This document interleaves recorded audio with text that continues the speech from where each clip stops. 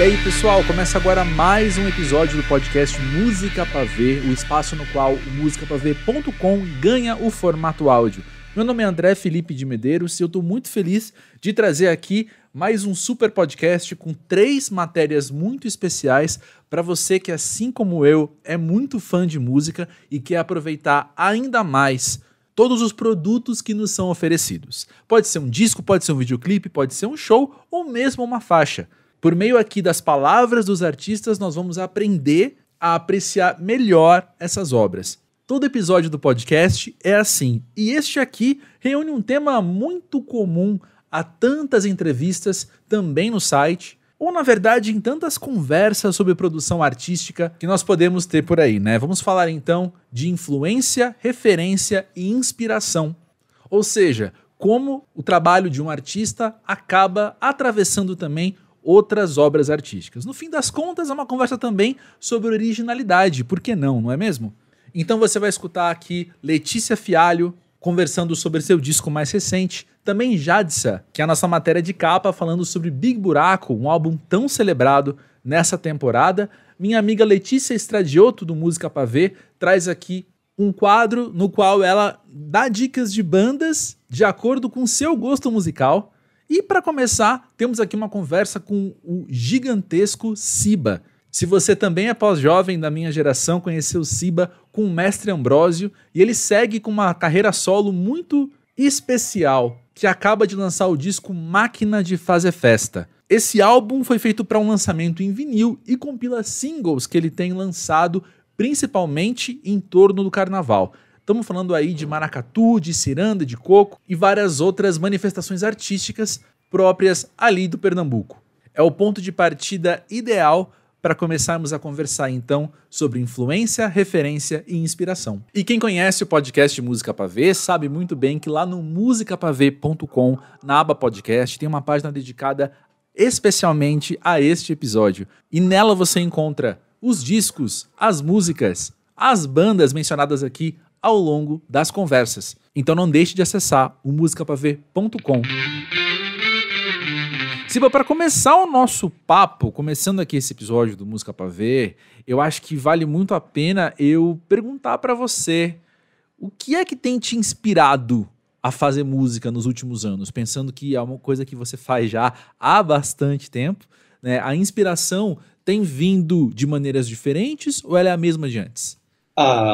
André, eu acho que o princípio mesmo, né, o princípio, o primeiro impulso de tudo, ele é o mesmo, né? É uma Uhum, necessidade muito íntima de se expressar e de elaborar as coisas nesse campo, de ser criativo sim. e no campo da música e para mim da poesia é muito central, né? A coisa da Aham, poesia em si, nesse sentido é a mesma coisa, né? É como uma prática que se justifica por si uhum, e que é uma coisa que eu aprendi com as práticas de poesia popular mesmo, do lugar de onde eu venho, né? aham. Que isso se mantém igual. Agora, os processos eles vão um pouco, quer dizer, a matéria-prima ela vai mudando de acordo com o tempo, com o que o presente te oferece, né? O presente e a memória também, né? Aham. Isso é muito interessante, né? Porque pensando principalmente no Máquina de Fazer Festa, né? Você tá trabalhando aí, você falou de presente e de memória. Eu entendo que existe aí uma oportunidade de colocar o disco em vinil, então vamos reunir esses singles que foram lançados, isso eu vou chamar de presente, mas tem também um diálogo com uma música que é um legado cultural, com uma música que é maior que todos nós e que aí eu vou chamar também de memória, né? Sim, dentro dessa própria relação com essa coisa maior, Uhum, que é a música popular da terra que eu venho, né? E uhum, dentro dela há uma prática constante de criatividade, né, no campo da poesia, né? Essa própria referência que é maior do que eu, o simples fato de fazer parte disso já me coloca como urgente e constante a questão do estar à altura, né? Porque para explicar isso é importante tentar quebrar um pouco esse paradigma do lugar comum que se coloca quase que automaticamente quando a gente fala cultura popular, automaticamente parece que a gente tem que falar de uma coisa que é do passado, né? Quase como uma, um costume ali que é feito sem necessidade de muito pensamento sobre aquilo, muito Interessante. questionamento, Uhum. uma repetição de uma tradição, né? Quando, na verdade, eu estou falando de uma prática que está no Nordeste inteiro, é uma prática de Uhum. poesia de constante criação, e de improviso, e de constante criação do presente, né? E para Isso. um artista como eu, que se coloca na encruzilhada, no meio do caminho entre a prática popular e esse lugar mais do mercado, da música, do espetáculo, do show e tal, fica sempre essa questão de se colocar à altura, uma Uhum. necessidade constante de se colocar à altura, sabe? Uhum. Porque, ao contrário do que o senso comum diz, é o cara que tira do tradicional e atualiza, moderniza, entre aspas, mil aspas, né? Uhum. O que eu tenho que fazer com o meu trabalho é um esforço constante de estar à altura de uma coisa que acontece nos espaços de cultura popular, que é uma criação constante e uma atualização constante. Então, se eu vacilar, eu fico para trás do que acontece de recriação constante no campo do maracatu, da ciranda, do corpo, dos espaços nos quais eu faço parte e com os quais eu dialogo dentro do meu trabalho, da música, digamos assim, para o mercado, né? Para o show, para o mercado de música em geral. Então, tem essa inversão que toda vez eu tenho que explicar, na verdade, né? Uhum. É muito interessante você tocar nesse assunto, porque a palavra que me surge também enquanto você fala isso é a própria autoralidade, né? Porque se nós pensamos então numa música que é engessada, que é do passado e que tem as suas, não sei, regras talvez de como devem ser feitas, regras imutáveis, aí pouco importa o artista, pouco importa o autor, certo? Porque o seu próprio repertório, as suas próprias vivências, as suas próprias abstrações, subjetividades não entrariam em questão. Só que não é isso que a gente está falando. A gente está falando justamente de um diálogo com algo que é legado, que é algo que existe desde muito tempo atrás, mas que se materializa no Siba, né? Se fosse outra pessoa fazendo, seria diferente. E se é o Siba que está fazendo, vai ser do jeito do Siba. Um pouco, é preciso quebrar esse paradigma, é o paradigma da modernidade, de querer, assim, de achar que você tem que se destruir para começar algo do zero e Sei. essa expectativa constante de muita autenticidade ou de ser diferente, né? Quando você faz Hum. parte de uma tradição, é uma prática coletiva que envolve milhares de pessoas, ou milhões, né? Aham. Pessoas no Nordeste inteiro, se você for pensar de modo mais abrangente assim, e que cada estilo tem lá as suas regras meio fixas para todos, mas que Certo. cada um dá sua contribuição e se coloca de um modo muito pessoal, né? E Isso. aí o impacto de cada um vai muito de acordo com o modo como a coletividade vai acolher aquilo e mais ou menos, né? Uhum. E repetindo mais uma vez, existe uma diferença entre o modo como eu me encaixo dentro de práticas coletivas como o maracatu, como a ciranda, que são os dois estilos principalmente que eu pratico, né? Uhum. Dentro do contexto tradicional, Uhum. existe uma diferença entre como o Siba se encaixa aí e ocupa um lugar aí, e como o Siba é artista do campo, do mercado, da música e tal, ele atua, porque aí existe digamos assim, entre aspas, uma liberdade de mexer com os elementos da música de um modo menos comprometido com os paradigmas tradicionais, e ao mesmo tempo sem ter que cortar com isso, ter que negar essa dinâmica do espaço tradicional. E aí esse trabalho, Sim. o meu trabalho, um artista como eu, que circula nesses dois ambientes distintos, né, que inclusive se perpassam, se misturam bastante, né, Sim. essas são relações um pouco diferentes, mas não excludentes.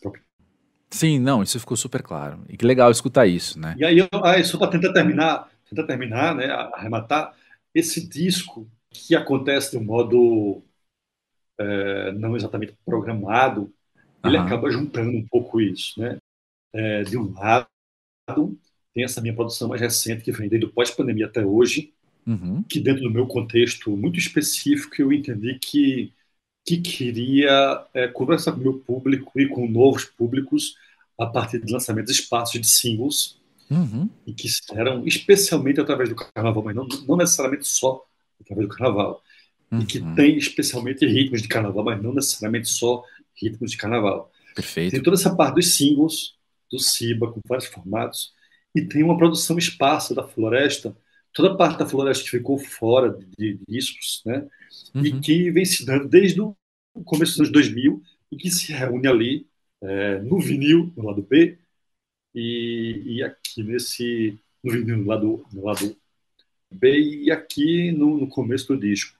Uhum. E eu tenho a sensação e a esperança, e espero que essa sensação ela se confirme nas pessoas, de que existe ali uma modulação sonora grande, mas a linha poética ela se mantém uma coisa só. Legal. Talvez eu tenha essa esperança de que esse senso comum de que o artista Siba precisa quebrar com a modernidade, com a tradicionalidade, forçando a modernidade, que esse senso comum ele se quebre e que dê para perceber que é uma coisa só, na verdade, e que, para um certo contexto, a estrutura sonora mais tradicional ela funciona melhor. Para outro contexto, quebrar um pouco e experimentar um pouco com a parte musical, ela oferece uma porta de entrada para um público que não está assim tão sintonizado em simplesmente acessar via um som que é ciranda, maracatu, coco, tal. E aí facilita um pouco, mas que no fim das contas é tudo uma coisa só, porque o texto ele conserva a mesma estética, ele parte do mesmo princípio e principalmente o meu texto ele tenta se manter à altura do que é, como eu comecei falando, né? A prática Uhum. de poesia do maracatu, da ciranda, do repente, do coco. Aí tem regras muito específicas que eu sou muito fiel a elas. Maravilhoso, maravilhoso. Você disse, né, que as inspirações vêm do carnaval, mas não somente. Mas eu quero falar um pouco de carnaval com você, até porque a minha interpretação, a minha leitura é que o carnaval é quem fala mais alto ao longo desse disco, né? E tem uma fala sua que diz que você trabalhou uma energia muito própria do carnaval, da sociabilidade e da música de rua. Então eu queria te perguntar, né, o quanto o carnaval te inspira? É porque a gente, quando fala carnaval, é o material do carnaval, automaticamente você pensa na festa em si do carnaval, né? Naquela explosão que acontece 3 dias. Quando, na verdade, a força do carnaval ela extrapola e muito isso aí. Nós que fazemos parte de tradições de carnaval, o carnaval já começou, né? Para muita gente, ele começa assim que termina, e especialmente agora, no segundo semestre, já começou toda uma movimentação. Para você ter uma ideia, eu já estou finalizando a música nova para o próximo carnaval. Sim, Então, minha cabeça já está lá. sim. Até porque tem mais a ver com uma sociabilidade, uma ideia de abertura social Uhum. para uma ideia até de um outro país, de um outro jeito de viver, um outro jeito de conviver. Que aquela janelinha do carnaval ela abre para todos nos 3 dias, mas para a gente que vive isso, ela abre enquanto horizonte o tempo quase todo. E é Uhum. talvez principalmente disso que eu estou falando, né? De uma música que ela tenta tirar o seu impulso, seu calor, a sua motivação dessa ideia de uma sociabilidade outra, de uma convivência outra, que Aham. parte de uma potência de alegria e de festa, mas que, na verdade, ela existe pelo fato de que esse foi o espaço Aham. que mais facilmente se abriu para Aham. as populações excluídas e exploradas do país da gente, né? É o espaço que Sim. se abriu para os condenados da terra, para os explorados, de algum modo, elaborar um modo de viver alegre, vivo, inteligente e que propõe uma outra. Eu digo até que propõe até um outro país, né? A gente não dá valor Uau, sim. à cultura popular e não é só carnaval, né? Mas a tudo isso que se elabora nas festas populares do Brasil, não está só a festa, não está só a religião, não está só música, poesia, dança, fantasia, mas está uma outra ideia de outras pessoas que não ocuparam um lugar hegemônico na construção do país, né? Mas que estão aí falando que um outro país é possível. Uhum. E aí entra a dimensão mais política propriamente do carnaval. Quando a gente fala de carnaval, não é só festa, não é só liberdade, muito pelo contrário, né? É a possibilidade de a gente ter um outro país onde de fato as diferenças, a diversidade, a polifonia cultural desse país que é potência, poderia ser levada em conta a sério e virar realidade, né? Maravilhoso. E Siba, como é que tem sido para você ao longo desses anos, ou melhor, como é que é hoje, com a tua história, com a tua discografia, com toda a tua obra já construída, ser também influência, referência e inspiração para os outros? Essa parte de ser referência não é a gente que nem que escolhe, nem que faz, né? Uhum. Se ela acontece, é consequência de um acúmulo de trabalho e de qual é a palavra para isso? Disso que a gente tem a oferecer, né? Uhum. Entra mais no campo de uma responsabilidade do que de um objetivo né, que se tem, né? Ao mesmo tempo, não. Eu acho que a única leitura que eu posso fazer disso é no campo da responsabilidade, porque não é nem só porque você passa a ser visto como referência, as pessoas passam a esperar por você, que você, de algum modo, ofereça também essa parte, né, por ser uma referência depois de muitos anos fazendo aquilo, mas tem uma parte para mim muito séria, que é o fato de que eu passo a me cobrar também o fato de eu estar ao lado de quem veio de mim, que também é referência para mim, né? Uhum. Eu passo a aquilo que eu falei no começo, é necessário estar à altura daquilo que é a sua referência, né? Essa referência é, de um modo mais abrangente, uma prática. Eu tenho usado muito a palavra sociabilidade porque extrapola música, poesia, é um modo de estar no mundo e de estar em relação, né? Então eu passo a ser também uma referência dessa coisa maior na qual eu procuro estar sempre procurando estar à altura, mas também de pessoas, né? Quando eu ocupo esse espaço enquanto artista e enquanto nome, assim, as pessoas falam, Siba, você faz parte disso, eu quero, e a partir de você, eu busco reverencial. Eu penso que eu estou, desde a minha juventude, buscando referenciais, especialmente os poetas populares que eu admiro, né? Alguns deles, muitos deles eu convivi e convivo, e aí é preciso estar à altura, né, de um Barachinha, de um João Paulo, estão aí vivos, né, de um Antônio Caju, de um Ivanildo Villanova. É preciso estar à altura deles, na altura deles, né, e é preciso estar à altura de Zé Galdino e Dadinha e tantos outros, né, que foram os que vieram antes da gente e que construíram esse coletivo do qual eu faço parte, do qual meu nome já é citado no meio deles, e para o qual dei uma contribuição. Então é preciso, é muita responsabilidade mesmo. Então tem menos a ver com querer estar aí, mas com o fato de que já se está e é preciso estar à altura.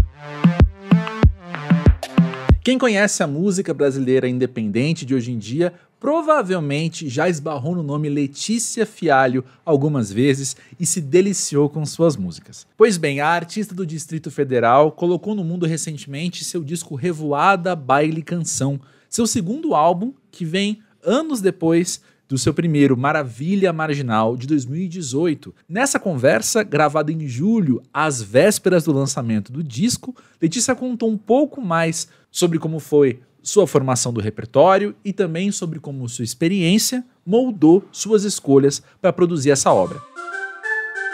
Letícia, vou falar para você que do lado de cá, quando eu vejo a tua discografia, assim, eu penso que você lançou Maravilha Marginal em 2018, Aí o EP Carta de Fogo foi em 2021, teve vários singles, várias parcerias, várias experiências que você teve no meio do caminho. Mas eu percebo assim que os passos são um pouco largos para agora a gente tá chegando em mais um disco então. E me conta, num processo entre um lançamento e outro, quantas Letícia acontecem? Quantas identidades, personalidades e movimentos acontecem dentro de você para gerar uma nova obra? Muitos movimentos, muitas Letícias.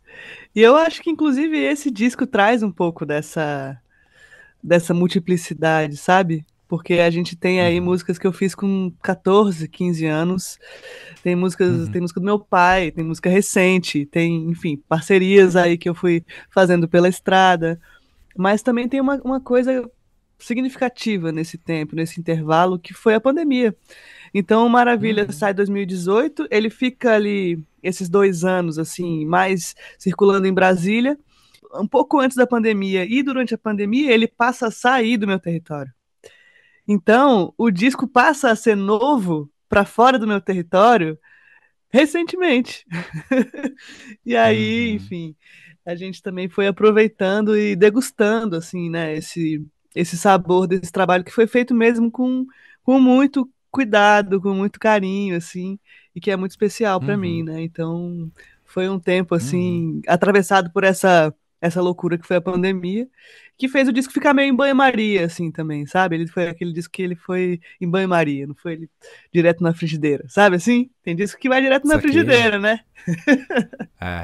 É verdade. Mas eu acho que também tem uma questão aí que é muito própria do artista independente, do artista alternativo, enfim, que é ser um novo artista por muito tempo, né?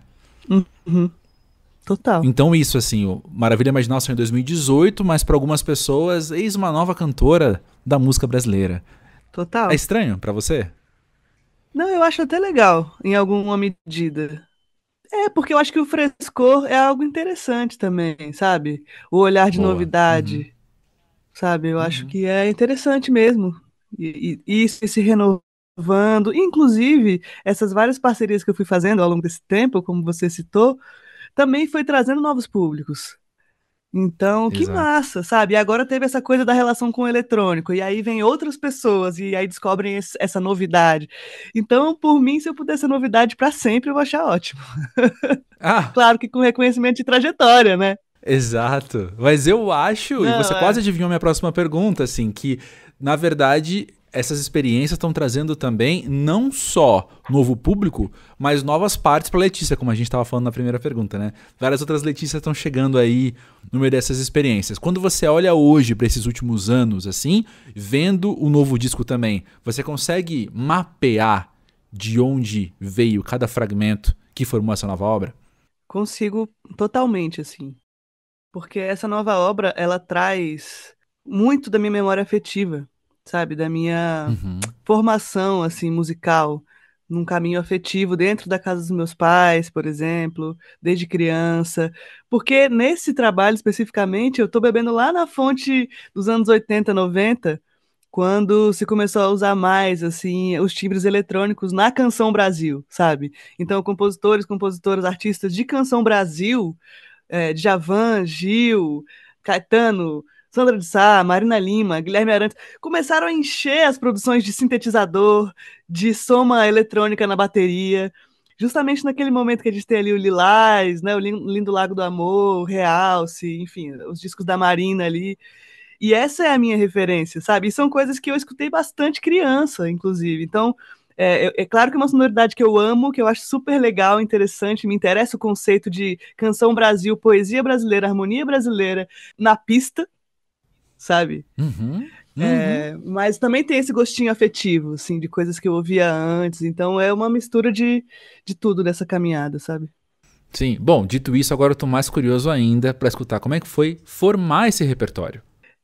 Eu fui. Foi muito curioso, porque eu fui testar uma guitarra que um amigo de Brasília estava vendendo. Ah, essa guitarra aqui é de 1968 e brasileira e tal. O Cassiano tinha uma guitarra dessa e tal. Eu falei, peraí, tá bom, vou testar, né? A chance de tocar uma guitarra dessa, vou lá testar. fui, toquei. Ele falou, não, amiga, leva a guitarra pra casa, uma Snake linda, verde. Leva pra casa, liga nas suas coisinhas lá, vê como é que soa. E aí eu comecei a tocar essa guitarra e me veio na hora o timbre dessa época. Uhum. E imediatamente eu comecei a compor Revoada, que é o single que já saiu, foi o primeiro single, né? Que é o carro-chefe da música, que dá nome ao disco. Imediatamente eu comecei a fazer os acordes de Revoada ali. Por causa do som que essa guitarra trouxe, que é um som dessa época, que é uma guitarra dessa época. Então, eu comecei a olhar as músicas que eu tinha ali guardadas, que eu gostava, que eu gostaria de fazer alguma coisa com elas, e que tivessem a ver com essa carinha, que eu pudesse brincar com isso, sabe? Algumas são, sei lá, tem o Ijexá, tem Baião, tem o 6x8 afro-brasileiro, enfim, vários ritmos maracatu, a gente faz referências a esses ritmos todos no disco, mas com essa intervenção eletrônica e sintética. Então eu fiquei, a partir dessa primeira coisa que a guitarra me trouxe, dessa sonoridade dessa época, e aí eu fiz uma música que tem essa onda, eu falei, cara, eu quero brincar com isso é baile canção. Eu comecei a brincar com essa expressão, assim, isso aqui é baile canção. E aí comecei a juntar as composições que eu achei que pudessem ter a ver com essa lógica baile canção, assim. Sim, lindo. Então, é o disco que ele nasce de uma proposta estética. Sim. E tematicamente, então, como é que foi encontrar as letras que fazem parte dele? É isso, né? São músicas que passam por momentos muito diferentes, né? Realmente é um espaço de 20 anos aí de composição, de obra minha composta, né? Então tem música que eu fiz com 15, tem música que eu fiz agora. Então é uma vida. E aí, nessa coisa estética do baile canção, Revoada, que é essa música que abre, ela traz uma lógica de trajetória, de travessia, considerando que a travessia ela tem um lugar até assim arquetipicamente nas tantas histórias que compõem aí, né, sei lá, as narrativas do mundo, assim, a gente tem esses elementos do destino, a gente tem o elemento da dificuldade ali, tem vários elementos para cumprir essa travessia, né? E esse disco traz um pouco isso, sabe? No sentido de confirmar uma travessia. Então, Revoada sai do quando eu andava desavisada na mão da ilusão e chega no agora é ouro, festa na mata, é baile e canção. A casa cheia, a mesa farta. Então, tem essa travessia que passa pelo caminho de acreditar em si. Então, o primeiro refrão vem dizendo: vou fechar os meus olhos e abraçar os meus sonhos. E aí agradece ao Oxóssi, que é a mão do sagrado no caminho. Como em outras narrativas, são outras mãos de outros sagrados com outros nomes no caminho, enfim. E o disco também traz isso, porque você vê ali músicas que falam sobre dores, mas no sentido de, ok, a gente sabe que existe isso, não vamos negar que existe a dor, mas vamos acreditar num caminho melhor, vamos acreditar que existe o tempo transformando as coisas. Então é um disco que eu sinto esperançoso em todas as músicas, seja na música de amor, seja na música de uma tristeza que atravessa esse caminho, mas é um disco esperançoso nesse sentido, sabe? De que é tudo travessia e de que, enfim, o disco termina, é isso, né?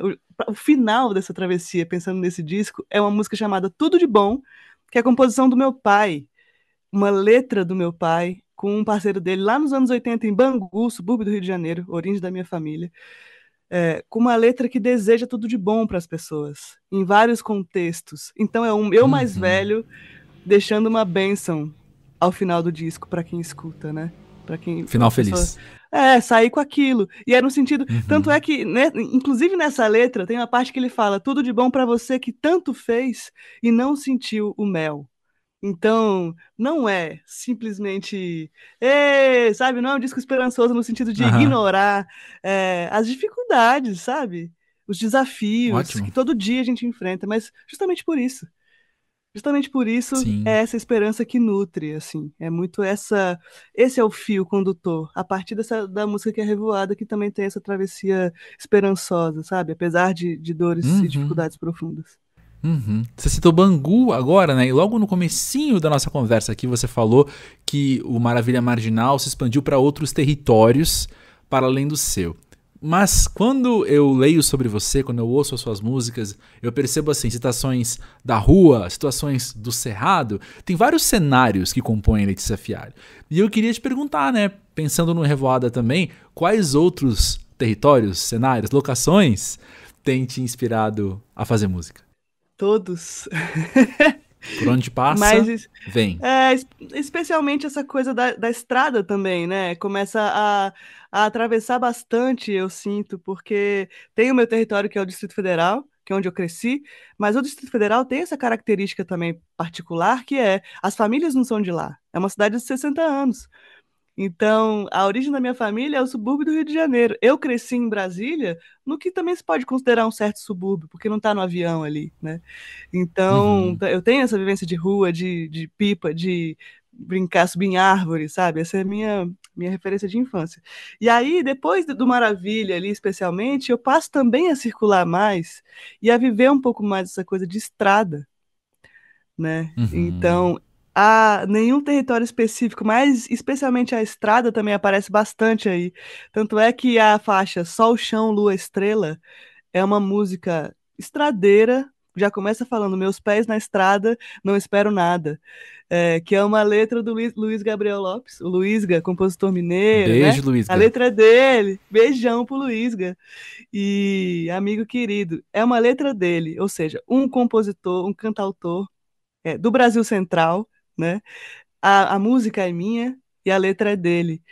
E ele escreveu num ônibus.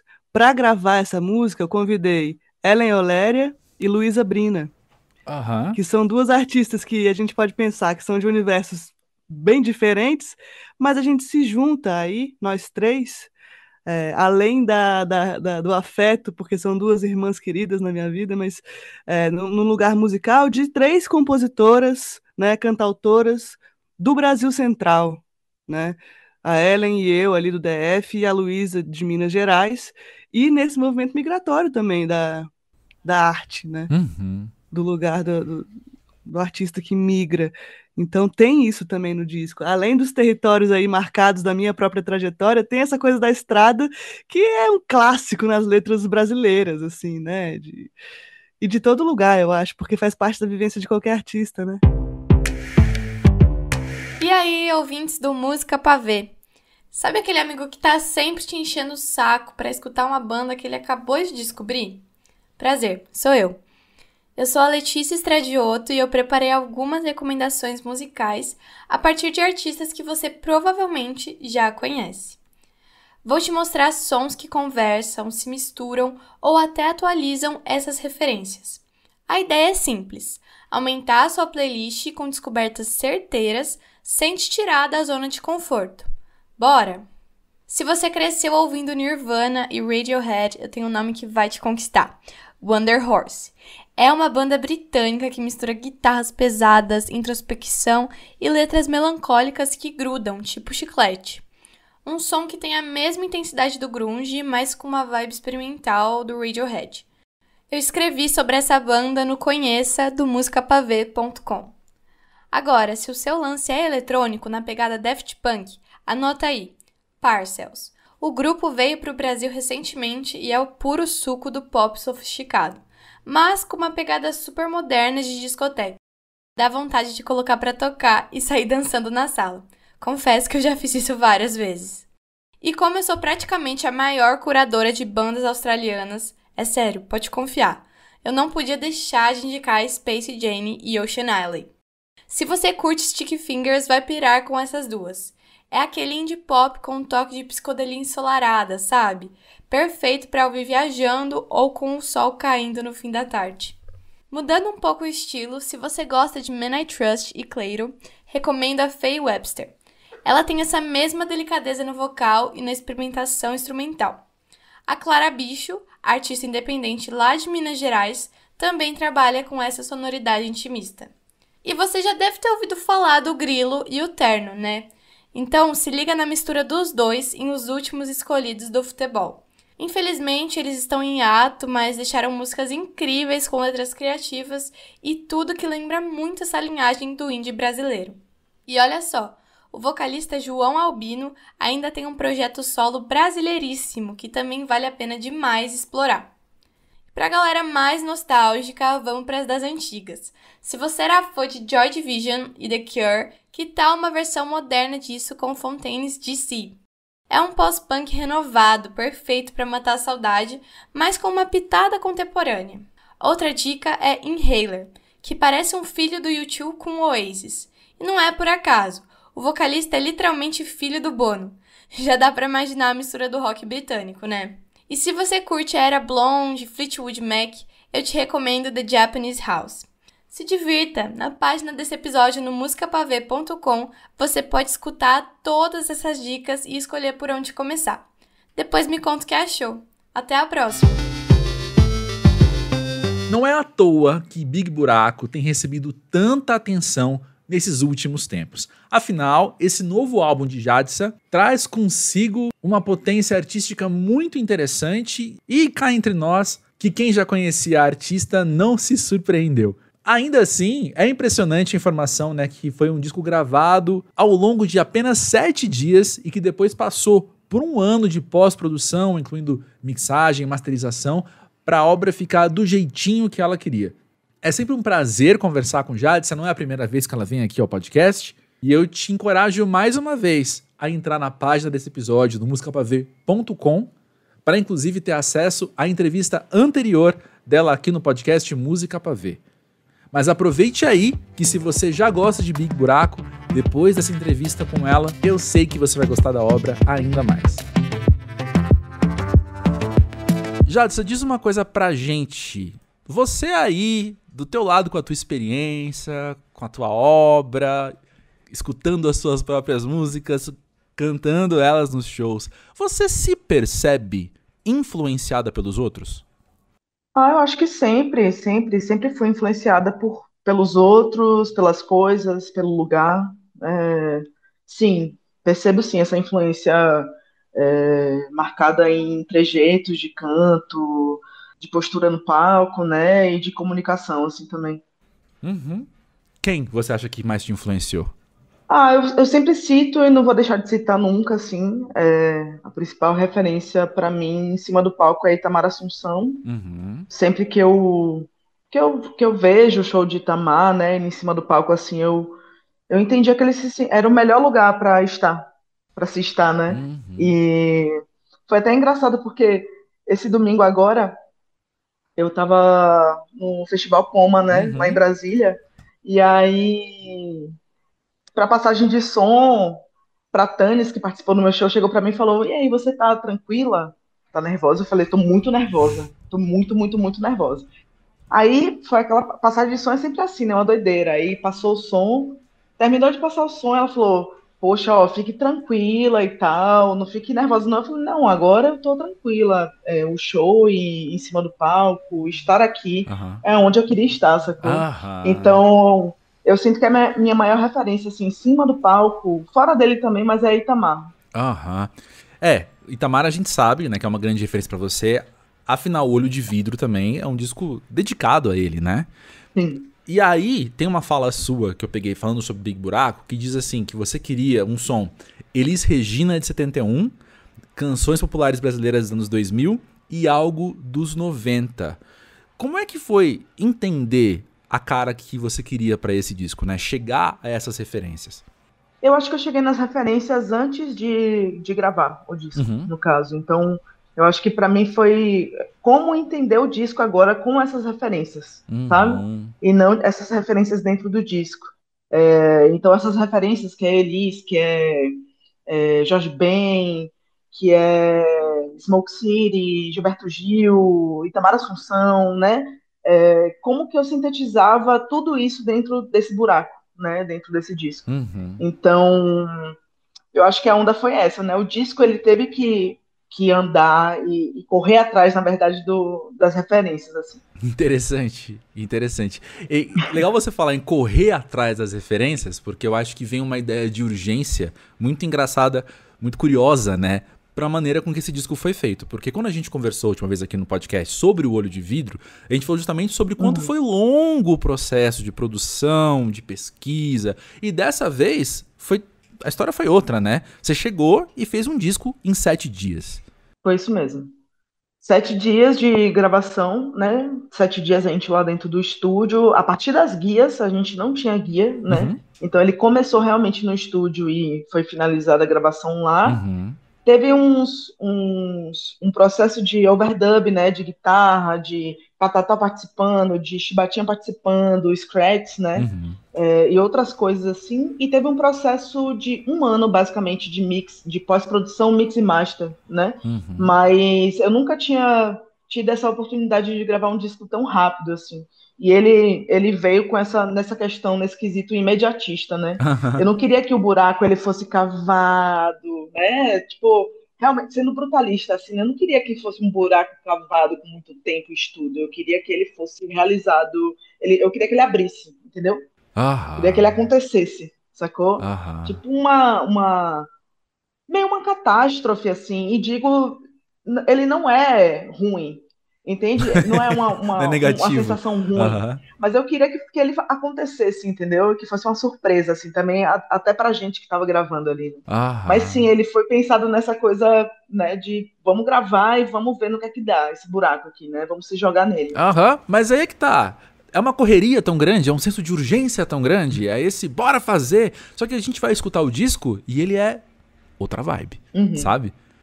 Eu sinto que hoje em dia o jeito de se produzir, né, musicalmente falando, mudou um pouco, né? Então, para mim foi essencial ter 7 dias, pelo menos, no estúdio para poder gravar, mas o que realmente eu não podia cortar de tempo e de maturação foi esse ano de pós-produção, mix e master, porque eu sinto que hoje em dia o disco e a estética da coisa é muito realizada a partir da pós-produção, né?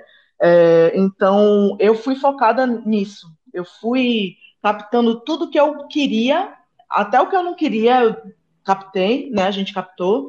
E a pós-produção foi resolvendo tudo, assim, a pós-produção e mix, né? Sim. Então, eu também sinto isso do disco do Big, né? Eu consigo escutar e até eu fico na dúvida se foi gravado realmente 7 dias, que loucura, né? Exato. Mas tem isso mesmo. Que massa que você sacou essa parada assim mais profunda, né? Não é tão raso. Além de profundo, não tão raso, tem uma outra palavra que a gente conversou ao falar sobre esse disco, que ele tem uma vibe intimista. É um disco que eu sinto que ele foi gravado ao vivo mesmo. Dá pra sentir uma interação de banda. É um disco da Jadson, mas é um disco de banda, né? Porém, num espaço pequeno, no estúdio. Parece que eu, ouvinte, fui convidado a estar na gravação ali no meio. Ele tem um intimismo, né? Ele tem eu acho que a partir da poesia ali, e até essas referências que eu falei no início, né? Essas influências, né? Que foi Elis, Jorge Ben e tal. Eu sinto que essa galera não canta e não cantava o que era raso, superficial, né? Tinha Pois que é. tocar, né, no íntimo deles, assim. Então, para mim, isso me ajudou, como eu falei, a referência que ditou o Big Buraco, né? Então, isso me ajudou a escolher essa temática, né? A poesia, como que eu trago os assuntos, né, de amor, de mãe, de fruta, num lugar bem íntimo, assim, né? Então, sim, tem essa parada intimista, né? Eu falo mais com mais detalhes do eu, né? Esse disco tem coisa mais minha do que referências, tipo o Olho de Vidro mesmo, eu reverencio muito, né? Exato. Reverencio muito Tulipa, Gal, enfim, a Kiko Dinucci, Ana Frango, Luísa Lian, então eu reverencio essas pessoas, né? Josiara. E já no Big Buraco eu me reverencio, mas me referencio, né? No caso, eu aponto para mim, mas mostrando essas coisas, né? Esses insumos, assim. Muito legal você falar isso, porque era justamente uma proposta que nós íamos trazer pra você hoje, que era falar. No primeiro disco tinha todos esses nomes e principalmente o norte do Itamar Assunção. E dá pra sentir que o norte desse disco é a Jadsa. Legal. Isso dá pra sentir bastante. Mas me conta uma coisa. Como que é levar esse clima intimista, então, ou íntimo mesmo, vai, pra um festival, pra um palco de festival? O show é influenciado também por alguma dessas questões? O show ele ainda está sendo meio construindo a partir da realização, né? E eu adoro esse processo que é mostrar a construção. Nunca tá pronto, né? Não, pode estar até pronto, mas eu acho que esse sentimento de correr sempre atrás de alguma coisa, Aham. é o que não é o que faz o projeto ele ser rotativo, ele não parar, né? Ele Aham. ser atual e ir se atualizando. Mas assim, não é difícil, não é complicado estar em cima do palco e cantando mais sobre mim do que dos outros, né? Aham. Reverenciando mais eu do que outras pessoas, porque eu entendi que no eu consigo reverenciar muitas pessoas, né? E quem se identificam comigo e com essa persona e com esse jeito de fazer arte, né? Uhum. Então, eu sinto que a partir do momento em que eu falo de mim, ou que eu falo de coisas que eu gosto, que eu como, que eu cultuo, eu sinto que eu tô dando. Tô falando de história de outras pessoas também, sabe? Exato, sim. Até porque, quem é você se não a soma das suas referências todas, canalizadas pelo Nossa, seu corpo, né? E a sua com experiência própria no mundo. certeza. Com certeza. Por isso que eu digo que eu sou o buraco, né? Tipo, porque todo mundo fica assim, meu Deus, o que é o Big Buraco? O Big Buraco sou eu, entende? É tipo, é o que tá aqui dentro, né? É o que vem na minha cabeça, é o que vem no meu corpo, são vivências, são experimentos, né? Então, Uhum. em cima do palco, eu tô ainda entendendo como é falar de mim, mas a partir do momento que eu falo de mim, falo de tanta coisa, né? Uhum. Mas eu sinto que no show tá vindo muito isso, assim. E nas músicas também traz esse apelo mais intimista, né? Eu sinto que as composições elas estão mais acessíveis, Sei. Uhum. estão mais simples Sim. também, Eu né? pensei em pop, De sabia? harmonia. Estão mais pops. Com certeza está mais pop, É. né? A partir do momento em que está mais acessível, eu sinto Exato. que a poplicidade dessa arte, né, das composições, chega melhor, realmente. Acontece, né? Exatamente. E esse processo, ao meu ver, por conversar com muitos músicos toda semana, esse processo, ao meu ver, tem muito a ver com o segundo álbum. Ou, na verdade, assim, não ser o primeiro álbum. Porque na sua estreia você vai reunir tudo que você pode reunir e tudo que você já viveu na música até aquele momento. E aí isso tá no mundo. Aí agora, para um Uhum. segundo momento, para um próximo momento, você pode respirar e falar o que eu quero dessa vez agora, né? Por onde a gente pode começar a trilhar outro caminho. Eu sinto que o Olho de Vidro para mim foi isso, porque antes do Olho de Vidro eu lancei em 2015 um EP chamado Godê, com Uhum, 3 músicas. E esse EP foi meio assim, eu preciso começar de algum lugar, eu preciso começar falando de uhum, alguma coisa, né? uhum, Então esse EP foi para eu começar a existir, já antes de eu começar a existir, né? No uhum, mundo, assim. uhum, Tipo, eu ter referência, ter como mostrar alguma coisa. E o Olho de Vidro foi um processo, foi já esse deslocamento de Salvador a São Paulo, né? Eu queria uhum, retratar esse momento. Então, o Olho de Vidro foi um pé na porta, assim, é tipo assim, vou fazer o que eu quero, né? Foi o uhum. primeirão, assim. Esse segundo foi meio é um punhado de uma intimidade mesmo, né? Que eu não tinha trazido no meu primeiro disco. Então eu falei, pô, eu vou mostrar esse lado aqui também, pra galera entender que existe essa outra camada, né? É, Então, pra mim, o segundo disco, ele faz esse papel do novo, né? Desse ciclo sendo renovado. Mas pra mim também foi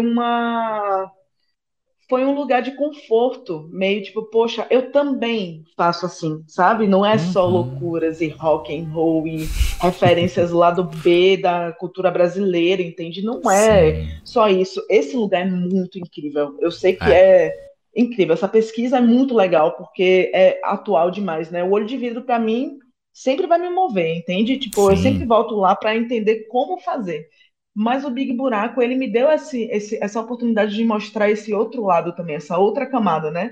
E eu acho que para o público é interessante isso, quem já me acompanhava, de entender que também existe essa outra coisa, sabe? Que a gente também pode ser suscetível a gostar disso, ou continuar escutando esse artista, né? Mas o artista, ele reverbera de N maneiras, né? sim, Então eu sinto que o papel do segundo disco para mim foi meio que eu também faço assim, sabe? Não uhum, a minha única saída uma canção mais, não sei, experimental e enfim, né? sim, Difícil e complicada de tocar e pensada e, sabe, calculada ali.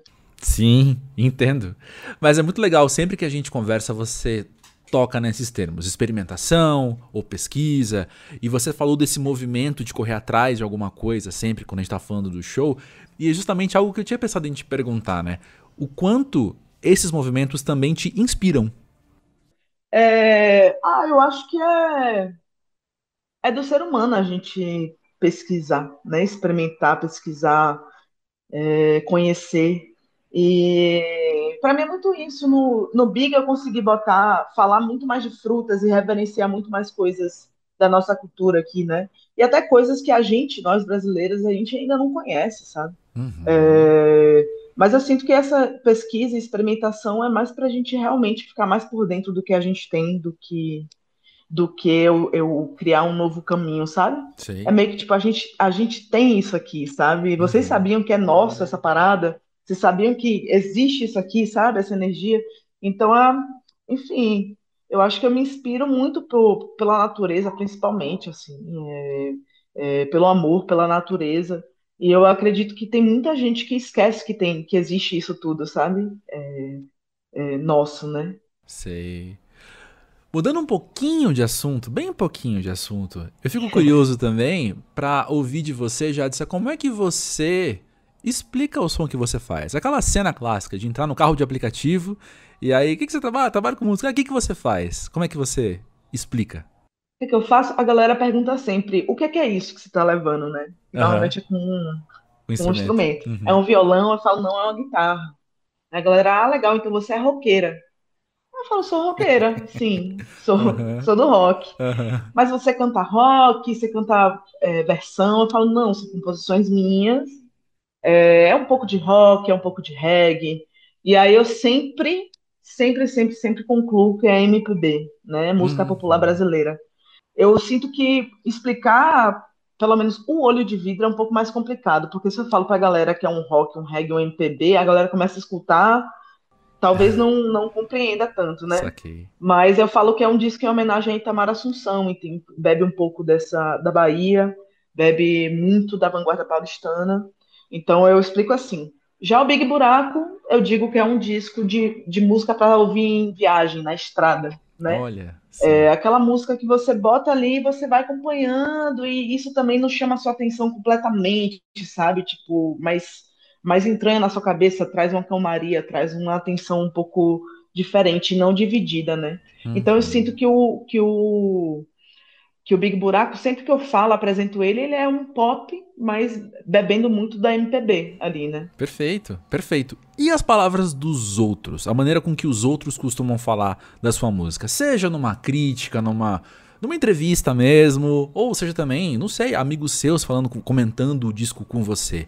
As palavras que os outros usam te dão alguma nova compreensão do seu som?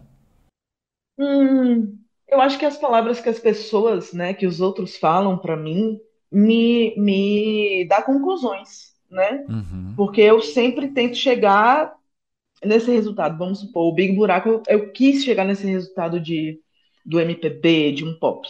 Então a galera chega pra mim pra falar: pô, o Big Buraco é pop. O Big Buraco é mais simples, né? Tem refrão, tem um verso, tá todo estruturadinho, assim, não é uma coisa quebradona, né? Uhum. Então eu sinto que realmente cheguei no lugar que eu queria chegar, né? Então, Uhum. para todo mundo que veio falar comigo do Big Buraco até então, só me confirmou que eu cheguei onde eu queria, sabe? Sei. Não tem muita surpresa do Big. O do Olho de Vidro já, a galera, pô, fala comigo: pô, é noiseira, né? Tem umas coisas que são bem noise e como tem essa coisa do polirritmo, né? Isso. De ser uma canção que são vários ritmos diferentes, né? Contagens diferentes. E aí a galera me joga sempre no experimental e no jazz, né? No Olho Aham. de Vidro. Já o Aham. Big não, é do pop mesmo, é um rolê mais, não sei, acho que você escuta e você compreende na hora, assim. Então a conclusão para mim é que quando a galera chega para falar comigo é que o som realmente bateu da maneira que eu queria, né? Foi Entendi. direcionado dessa maneira e chegou. Entendi.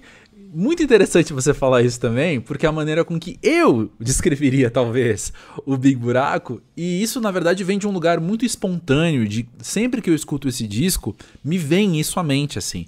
Me vem esse lugar do jazz que eu acho que tem muito a ver com a banda que eu falei, a presença da banda muito forte ali o tempo todo, que me lembra em alguns momentos Lued e Luna e me lembra em alguns momentos Esperança Spalding. Foda, incrível. São duas referências gigantescas, né? Lued é minha amigona. Não tem como não se influenciar pelos amigos, Não né? tem como, não tem como, não tem como. Inclusive, ficou até pra entrar uma música que Lued cantava. Ó, como é Olha. tão próximo, né? Uhum. Lued cantava uma música minha chamada Ela é o que há. Aí eu fiquei nessa onda assim, eu falei, eu acho que vou botar no próximo, não vou botar nesse não, porque senão vai ficar muito, vai apelar demais essa faixa, sabe? Uhum. Mas tem muita referência principalmente de Esperança, porque a carreira de Esperança, o que ela faz é reverenciando o Brasil, né, o tempo inteiro, né? Uhum. Milton Nascimento, Minas Gerais, pra caramba, Rio de Janeiro. Então tem muito, sim, tem muita referência, sim, delas duas, assim. E é muito do jazz, né? É de onde a gente tá bebendo aí. Exato. E tem uma outra questão também que a gente conversou aqui nos bastidores, Jadson, que tem um lance que a gente acha muito bonito, assim, que é pensar que você abre o Big Buraco falando de querer comer bem e dormir bem. E eu penso que, assim, no meio de falar de tantas abstrações, e pensando também no Olho de Vidro, né? Assim, a gente vem de lá falando sobre tanta coisa desse universo tão grande, e você logo situa a nossa audição no corpo. Quero comer bem, quero dormir bem. E um valor humano muito forte disso, sabe? Legal. Eu pensei que o título do disco ele já era muito pesado, né? Tipo, Big Sim. Buraco. E aí eu falei, dentro desse título, dentro desse universo, né, que já é denso, a gente está saindo de um período de pandemia, né? A gente ainda está se recuperando, tentando entender o que é a vida real, assim, né? Uhum. E eu comecei a pensar que esse título ele chama a atenção, né? O Big Buraco, mas eu não quero que seja um lugar ruim de se estar, né? Eu não quero que seja uma coisa assustadora. Eu quero que todo mundo queira estar nesse lugar, né? Então eu fiquei pensando como é que eu consigo fazer com que as pessoas continuem escutando esse disco, né? Que escute a primeira música e sinta que está sendo convidada a continuar nesse lugar. E Big Bang, para mim, foi a música que tinha poesia que mais me convidava, né, do disco inteiro, assim, que eu acho que é uma coisa que todo mundo quer, sacou? Comer bem, dormir bem, né? E que acontece com todo mundo, tipo, quando você tá, sei lá, na merda, ninguém olha, não tem bicho nenhum, entendeu? Ninguém olha, todo mundo se afasta. Quando você tá massa, tipo assim, bem, tá acordando bem, dormindo bem, fazendo suas coisas, trabalhando, sabe? Eu acho que todo mundo começa a enxergar isso, né? E o tamanho desse bicho, né? Então, eu acho que eu só fui revelando um pouco dessa característica humana que a gente tem, né? Tipo, de quando tá tudo massa, ser visto, né? Ser olhado e ser admirado, e que a gente continue assim, comendo bem, dormindo bem, né? E que todo mundo faça isso pra gente poder se olhar mesmo, pra gente poder estar perto mesmo, sabe? Então, Big Bang foi a faixa que mais me atraiu para começar o disco, né? Que eu acho que o meu sentimento eu lidei com o meu sentimento no disco como todo mundo, assim. Eu me transformei no espectador, né? Na pessoa no ouvinte ali, né? E este foi mais um episódio do podcast Música Pavê. Participaram deste episódio Letícia Stradiotto e Giovanna Bonfim nos bastidores. Eu sou André Felipe de Medeiros e vejo você na próxima. Valeu, até lá!